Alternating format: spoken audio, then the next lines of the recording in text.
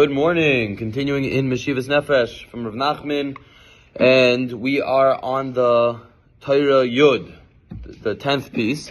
Now, here we learn that Hashem's glory, Hashem's presence, fills up the entire world.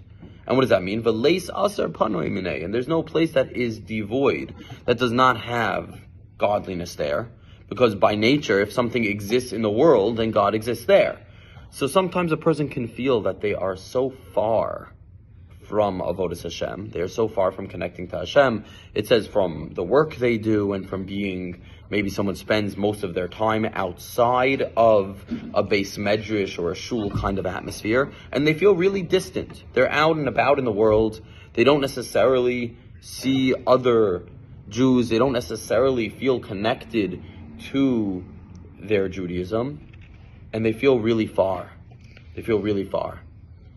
And the answer to that, Rav Nachman says, is Malei kala aretz kavoidei, that Hashem exists in every place. And there too, a person can find and serve Hashem fully, even from a place that feels so distant from God.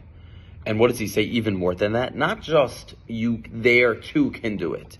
It's not that, you can do it mainly in the base medrash, but here also you could do it. He says, no. Adarabah, the opposite. Here especially you can do it. Not here too, but here especially. What does it mean especially? Because nothing exists without God's presence. The lower a place is, the greater contraction, the greater hiddenness, godliness is there. And it's in more wrapped up in more clothing. Meaning what? Godliness is there. It's just more hidden. And the nature of something that's more compressed is that it actually becomes more powerful.